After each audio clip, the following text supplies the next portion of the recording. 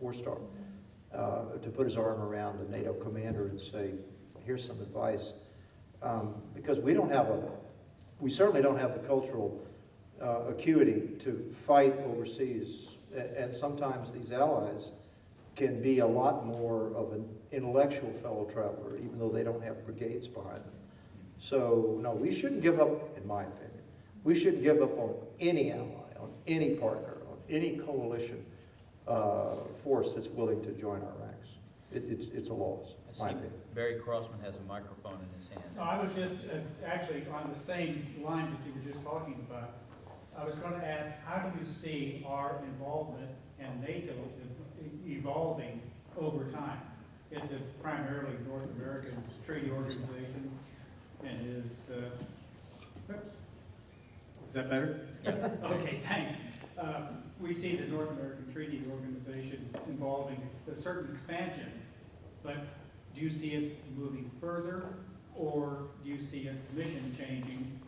How do you see it evolving? And I agree with you that certainly we want to maintain the allies that we have and enhance them, but how do we do that? Michael, want to take it? Well, there are a lot of, good question, there are a lot of aspects to it. I'll just take one. Well, I'll first of all very briefly repeat, even though the international contribution to Afghanistan is not sufficient, almost all of it is NATO. And that's incredible. And so NATO is, you know, the worst alliance we could have except for all the rest. And it's still amazing what it does and what our partners there do. Secondly, however, I'm a critic of further NATO expansion. I hope we don't do it for a long time, if ever. Maybe we should find new modalities, because preserving or stabilizing and improving U.S.-Russia relations counts more to me than bringing in the marginal new member.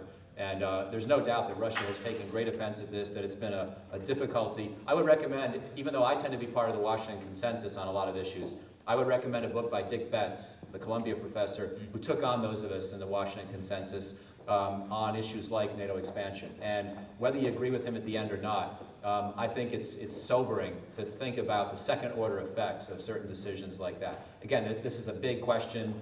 These guys may or may not agree with me. There's a full range of opinion that's reasonable on this subject, but I hope we actually don't expand further for a long time. I agree with that.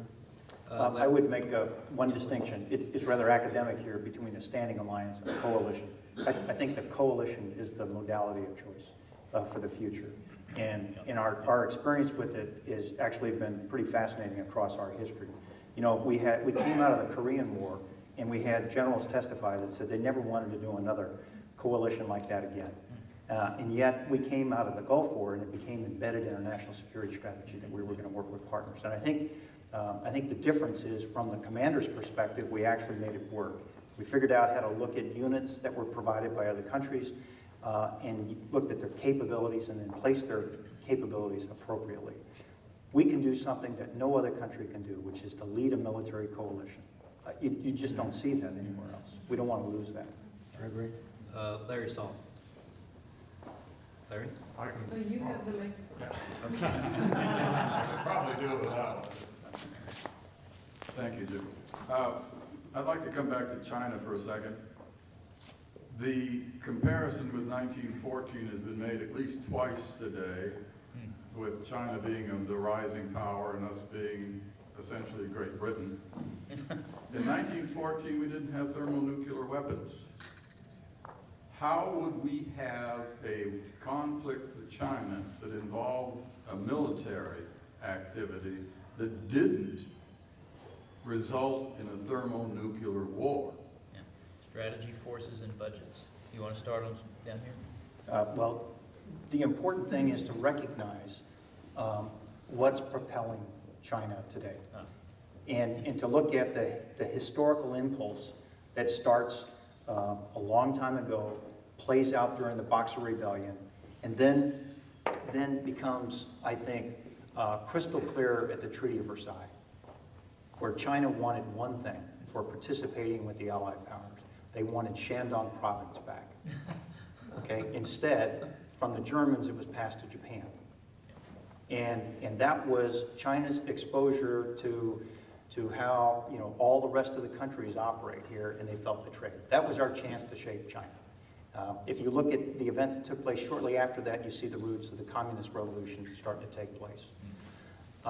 So when I look at events that are starting to play out, events that are by design pulling on national heartstrings, I want to find a way to disarm that. I want to find a way to interrupt that. And my best weapon to date has been a camera.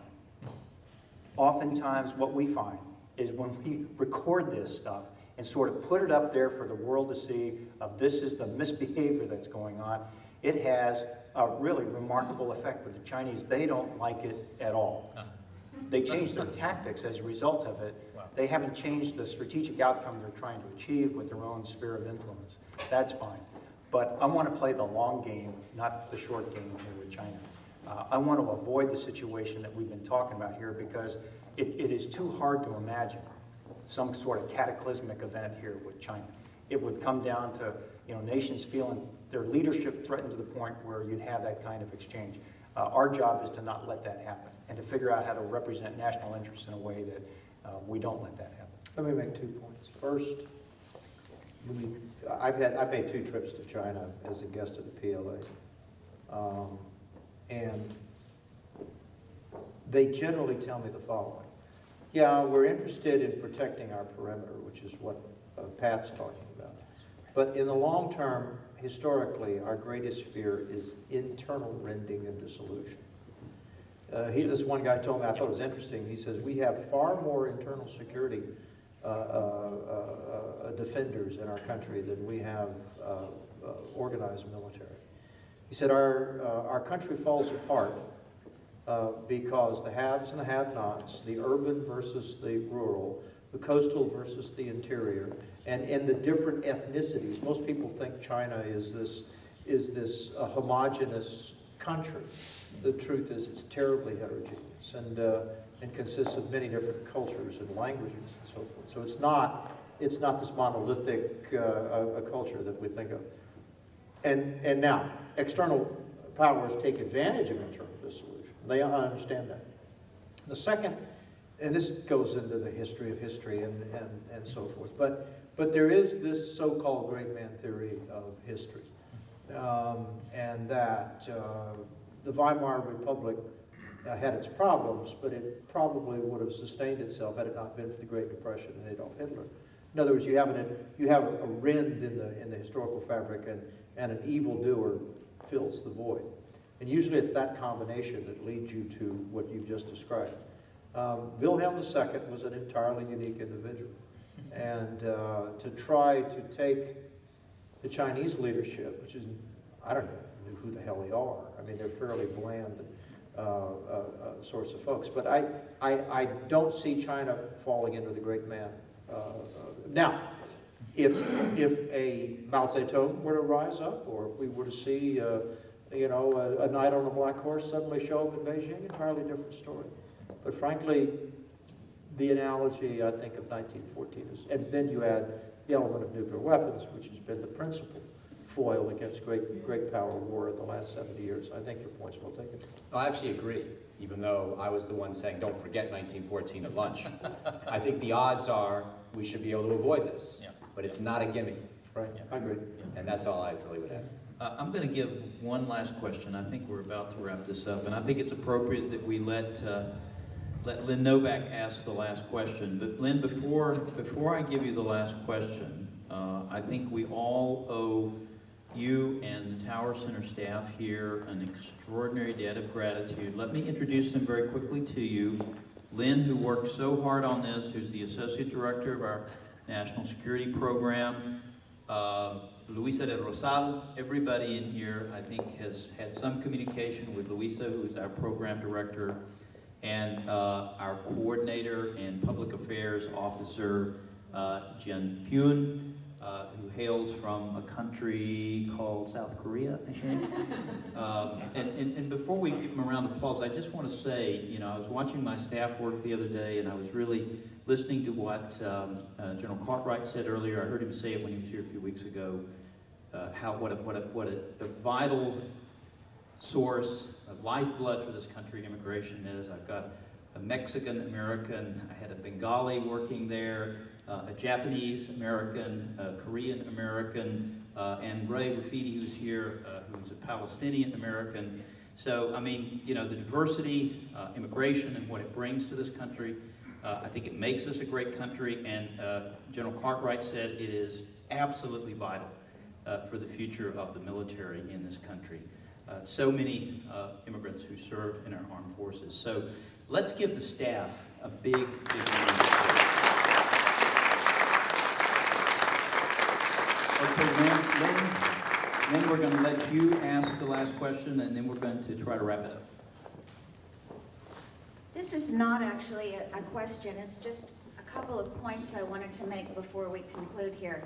One is the importance of personality in leadership and how leaders approach the rest of the world. And I think we've had an incredible example here over this last couple of days. The other point is that I went to Taiwan as a guest of the Taiwanese government about 10 years ago. We went around and talked to all the ministries, and we had presentations and tours and everything you can imagine, and I was puzzling the whole time, what is the solution for Taiwan? And the last lunch was at the Ministry of Foreign Affairs, and I asked our Taiwanese guide, why? I don't have a solution. Am I missing something? And he said, we don't have to think about a solution.